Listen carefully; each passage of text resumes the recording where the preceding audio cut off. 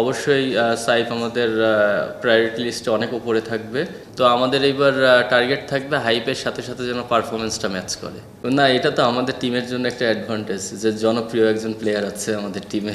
তো যেহেতু এখন ক্রিকেট শুধু মাঠের খেলা না, মাঠের বাইরেও অনেক কিছু, স্পেশালি ফ্র্যাঞ্চাইজি ক্রিকেটে অনেক কিছু ফ্যাক্ট ক্রিয়েট করে। তো ওর জন্য আমরা একটা আলাদা সাপোর্ট পাবো। আর সাব্বির T20-তে খুব ইফেক্টিভ প্লেয়ার।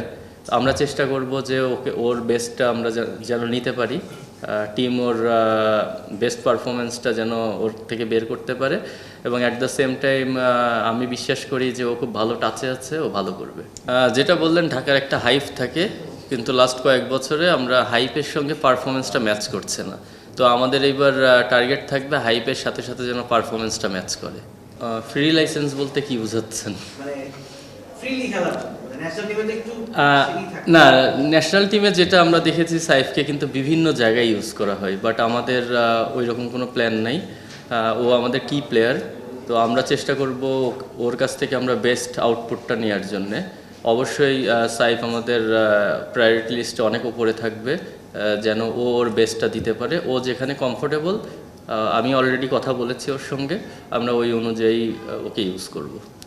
হ্যাঁ, প্রথম ম্যাচ থেকেই তাসকিন অ্যাভেলেবেল, ও আজকেই আসবে, আর ও ম্যাচের মধ্যেই আছে।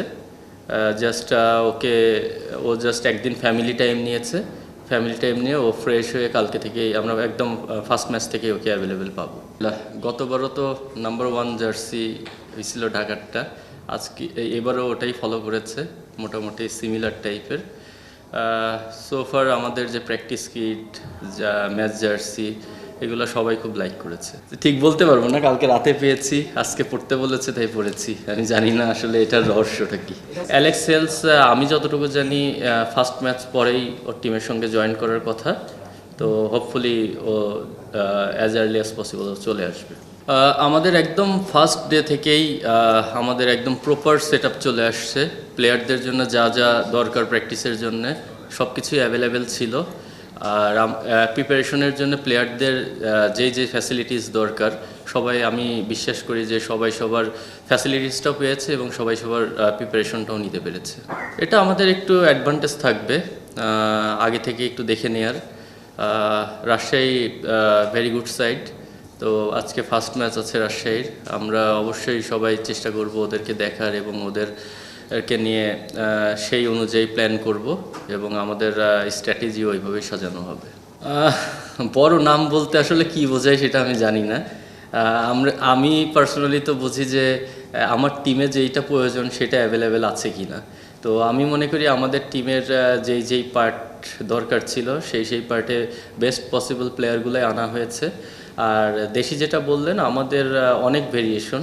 আমাদের যদি ব্যাটিং এবং বোলিং অপশন দেখেন, আমাদের অপশন অনেক বেশি। T20 ম্যাচ স্পেশালি মানে শর্টার ফরম্যাট ম্যাচে অপশন থাকলে পারে ক্যাপ্টেনের জন্য সবসময় ইজি হয় কাজটা।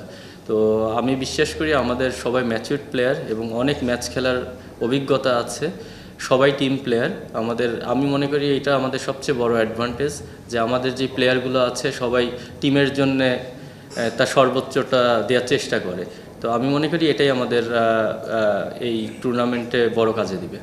সোফার আমি যতটুকু জানি, ইমাদ ওয়াসিম তো আপনারা দেখেছেন, ও আগে জয়েন করেছে। উসমান এসেছে, তারপরে আপনার সালমান মির্জা আজকে আসার কথা, এবং আকবরই আছে, শারিফি আছে। তো আমরা ওখান থেকে আমাদের টিম কম্বিনেশনে বেস্ট 4 আমরা ওখান থেকে চুজ করবো ইনশাল্লাহ। অ্যালেক্স হেলস, আমি যতটুকু জানি ফার্স্ট ম্যাচ পরেই ওর টিমের সঙ্গে জয়েন করার কথা।